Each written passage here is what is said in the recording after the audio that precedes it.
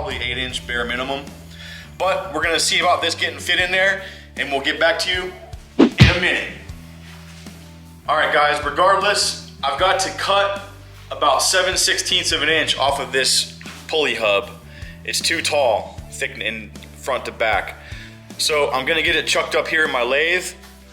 I'm gonna engage the lathe. And when you can see the run out with your naked eye, you know it's good.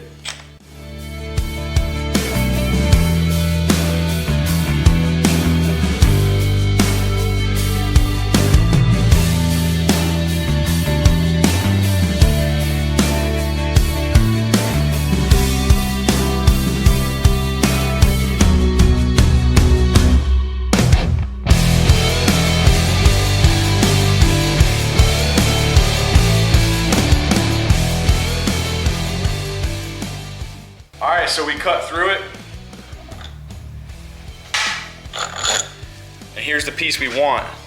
Now I did get into the recesses where the Allen keys go, but I don't care about that because this thing's retained by a snap ring. So the hub fits perfect. There's zero play between it and the snap ring. It's sitting on a snap ring and it's retained by a snap ring. And the snap ring gets full engagement. So it's not welded yet, but that's my hub right there. Snap ring on the bottom right here. Fits perfectly. I got full keyway engagement. And then this snap ring goes on perfect. So one thing I wanted to make sure was that this was in a similar height relationship off the bottom of the hub where I cut it. And it turns out I'm going to compare it to the old pulley. Sitting on a flat-ish surface. Depending on which way you spin this bent pulley, they're the same height. Now something Stefan noticed, and it didn't even dawn on me, was on this pulley here, it's flat. There's no V. So the belt has to ride on this thing kind of twisted for it to, you know, because I doubt it rides on that on the edge of that V.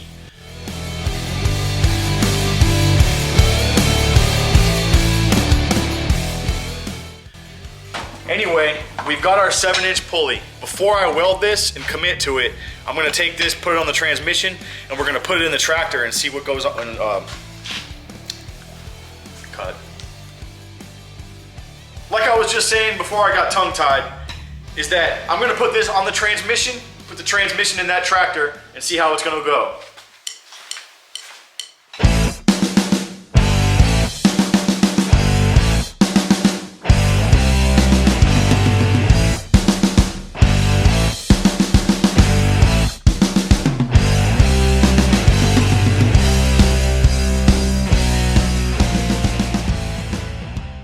All right, so I got the pulley back in place.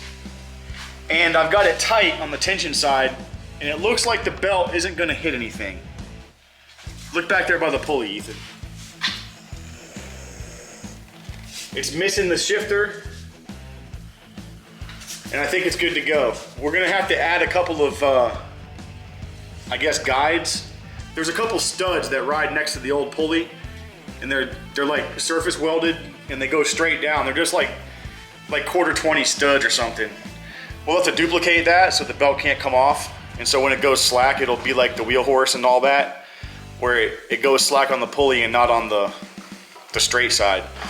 So we're gonna run with a 7-inch pulley. That's gonna give us a little bit of a pulley swap, a couple more miles an hour maybe. And it's what we got, so the price is right. We are gonna have to go get a different belt though, eventually. We'll figure that out. But first, let's get that pulley welded and then get this thing all reinstalled back in the transmission. All right guys, a little twist in the plot here. We realized that we still have a 5-inch pulley with a 1-inch hub. Just so happens the Briggs is a 1-inch engine shaft. So this is a 5-inch pulley. This here is probably a 3.5. The 5's obviously bigger.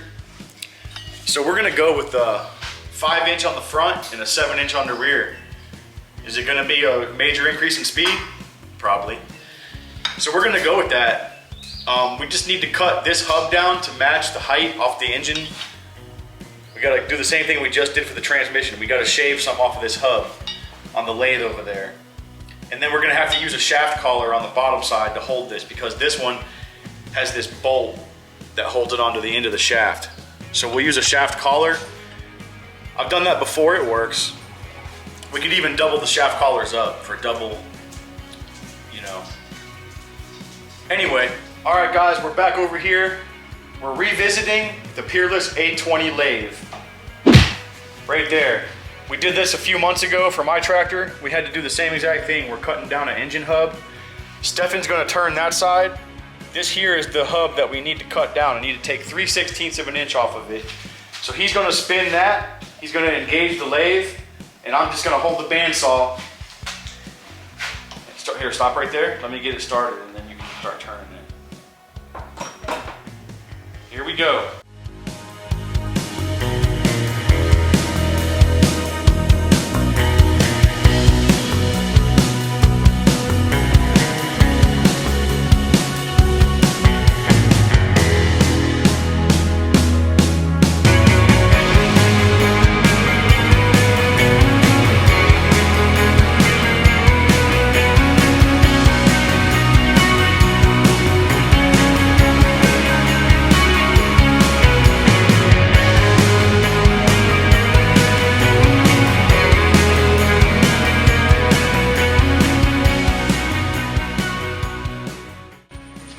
Yeah. Look at the precision. I bet you that's pretty flat. Anyway, we got our clearance. We are gonna have to end up going back to the store though, probably for a belt, maybe, because I'm thinking the 5-inch pulley is going to take up the excess that the 7-inch pulley created, maybe. We're gonna have to go to the store anyway, like I said, because we need to get we need to get 1/4-inch keyway. We don't have any of that. So here's the original engine pulley. Here's our new pulley. And they're very much the same. I could have probably taken off another 32nd, but there's no belt guides and there's no pulleys from the engine all the way to the transmission. There's nothing. So I think that little bit of variation, a 32nd of an inch, is within spec. Okay, so we got these things, the finish cleaned off of them. This is our 5-inch, this is our 7-inch. Go ahead and weld it.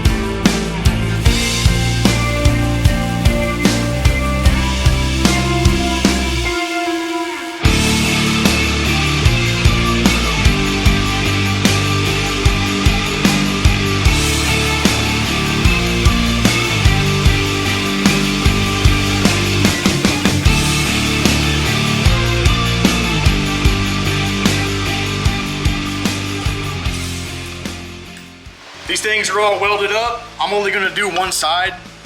I don't think it needs more than that. But I got all the way around. That's 4 tacks and then 4 starts and 4 stops. Cause I don't have a pedestal to just keep going. I wish I did. Cause some of them came out pretty nice and smooth. But anyways, we're gonna get these painted up. Continue on the assembly process. Hey, Dad. Dad. So we're over here in the paint booth. I'm gonna go ahead and paint these because we don't want them to rust. And also, you know, my welds aren't perfect, but we're gonna paint them flat black. And always remember, a little bit of flat black makes it all go away.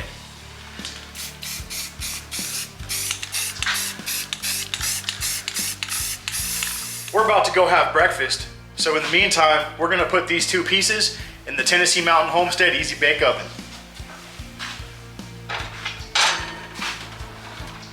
It's set to 170, and we're gonna leave it on until we come back out. Okay, so the pulleys are back in place. The 5 inches is sitting on the front. The transmission's in place with the 7-inch on it. there was a couple of belt keeps up here in the front that interfered, but they just unscrew and unbolt. It's just a couple of 5/16 bolts with long skirts that have no threads. And that's what kind of held the belt from coming off the old pulley. We're just gonna have to either drill new holes or something to put those back in place for this different pulley setup. Now, in the back, it doesn't hit anything. The belt does not hit anything as far as the steering goes. Everything's clear. We've got the pulley, the clutch pulley, we're kind of where we want it. And I cut the belt with a pair of pliers. This is the old belt. It's not gonna work. So it looks like it's about 2 inches or so too long. So we're gonna go ahead and mark that with a marker where it needs to be. And that's how much shorter the belt's gonna have to be. We're gonna go to Tractor Supply and get a couple belts that are in this range, however long that is. Be back in a second. All right, so we just took the belt out and we measured what we needed. It comes out to 93 3/4. Well, my John Deere, the custom belt system that I made for that, uses a 93-inch belt, and I have a couple that I've gotten over the past few months.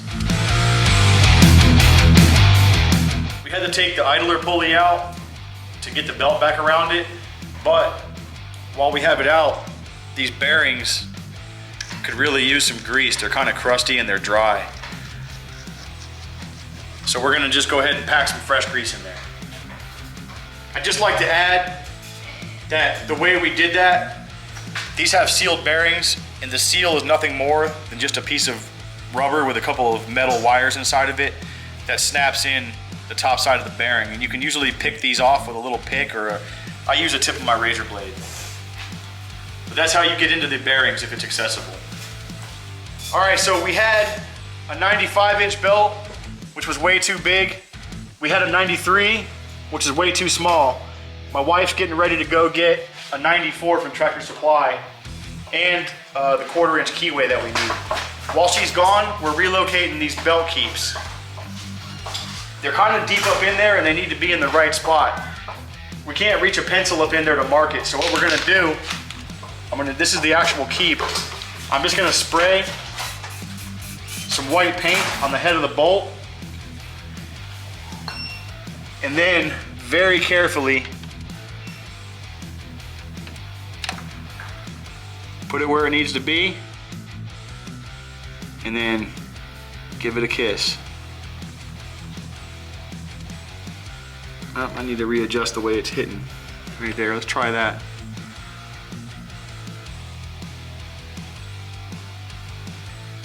Just like that. And we need to do it on the other side too. Here we go for the other side. Right about there.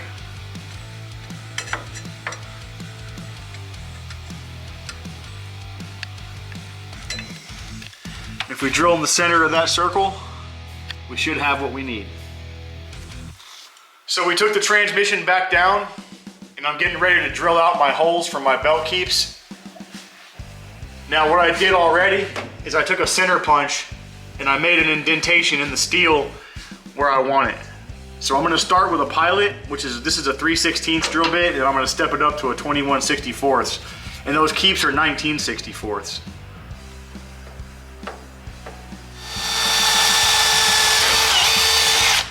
That's one, that was fun.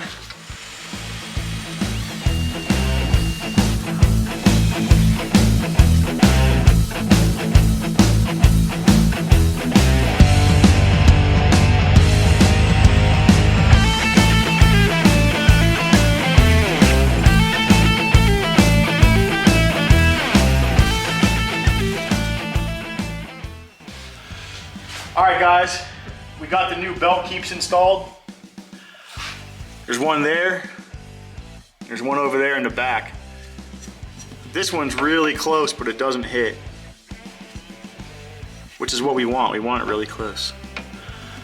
So that's gonna be it. That's gonna be the belt keeps for the back. And then the front is like it was meant to be. The belt keeps are gonna go in the factory holes. The stock ones were here and here, right here, and actually they were right here and right here. This was the mower deck keep, but they were here and here. Now, if we put them here and here, it works. We already tried it. So those holes are already there for us. And then we're waiting for my wife and Mabel. They went to Tractor Supply to get the belt and the keyway. Once they get back with that, we'll have that belt, we'll have everything installed, we have our keeps, we're good to go. And then it's time to put on the tires, take this thing out to the barnyard and see how fast it'll run. All right, my wife just got back with the 94-inch belt, a nice fresh one from Tractor Supply. And also Mabel Grace is back. Say hi. Hi. All right, let's get this belt back in place. Let's get our keeps in, get the transmission up, and let's see how this thing's gonna fit. Hopefully this is the one.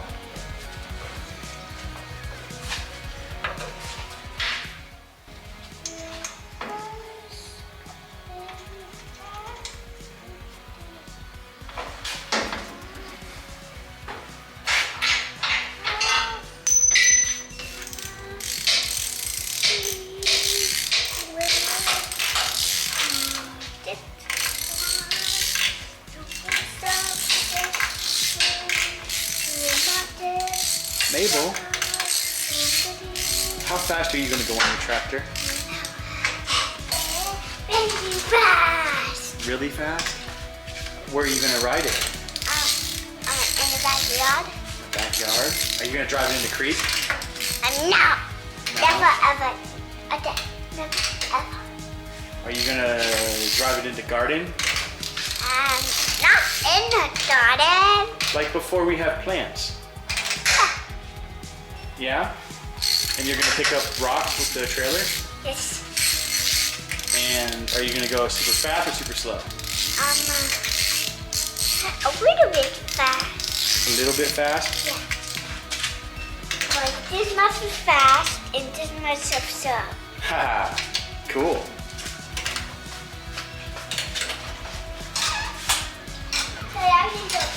Oh, okay. Wow, Mabel has left the building. Meanwhile, the new belt is on. It's perfect. 94 inches did the trick. There's the engine pulley, 5 inches. You can't see the keeps up in there really, but they're there. They're right on the edge of the belt, perfect like they were supposed to be. And then back here, I need a flashlight, but you can see the keeps. Hold on.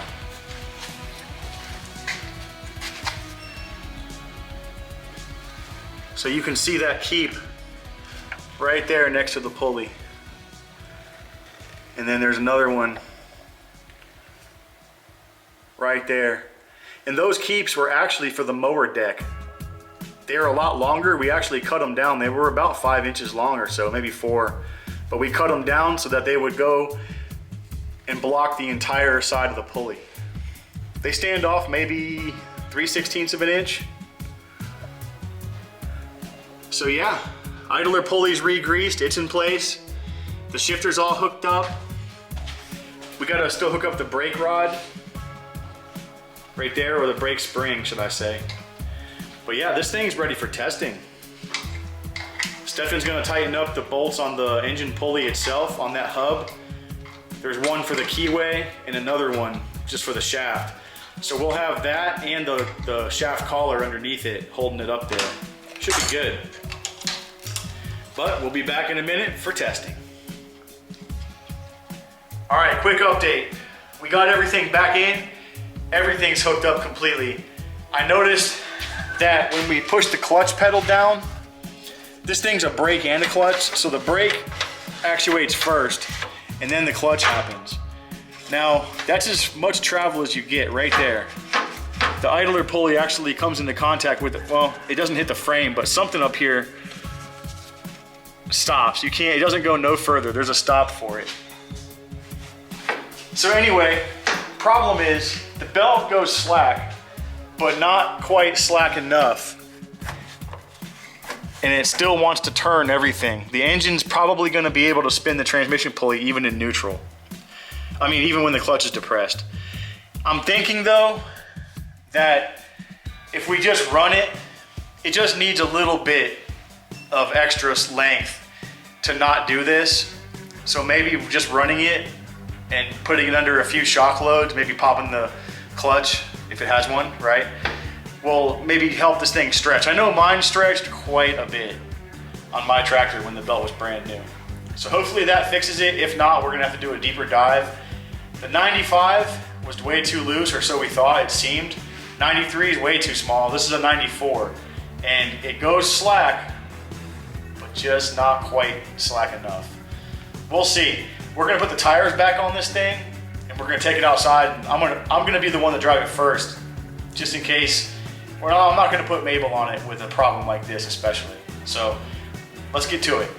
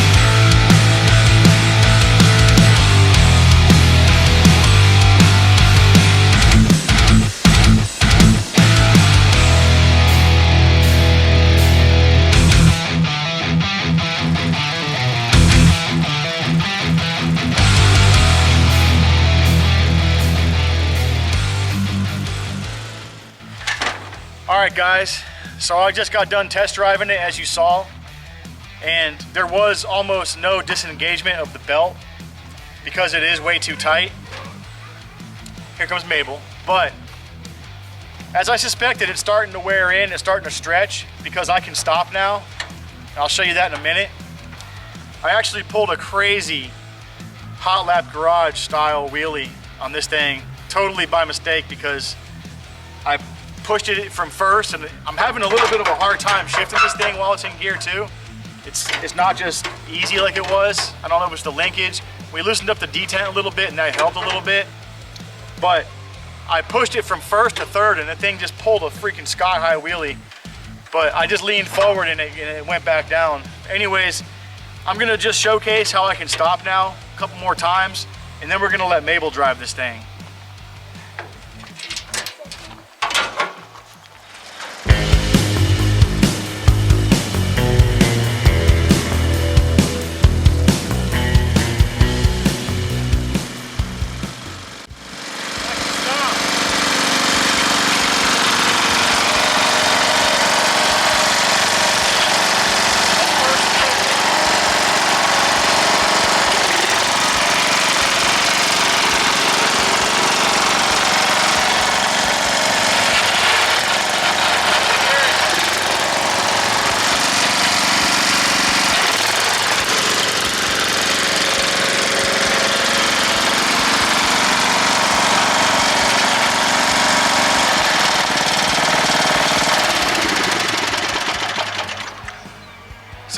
definitely jerky.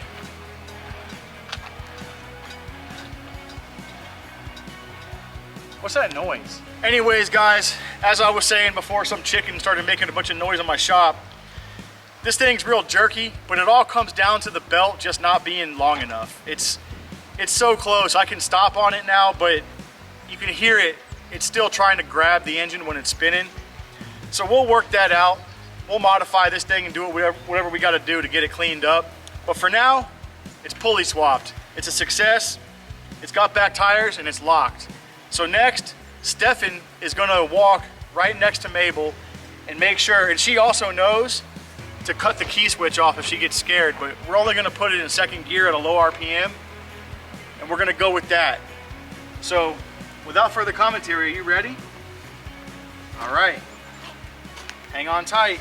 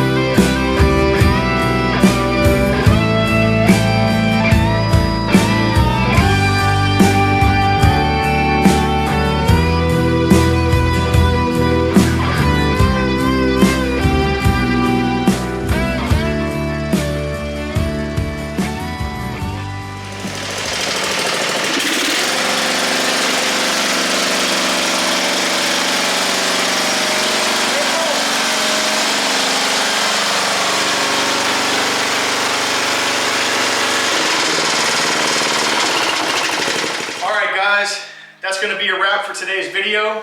I think it was a success. This thing is locked.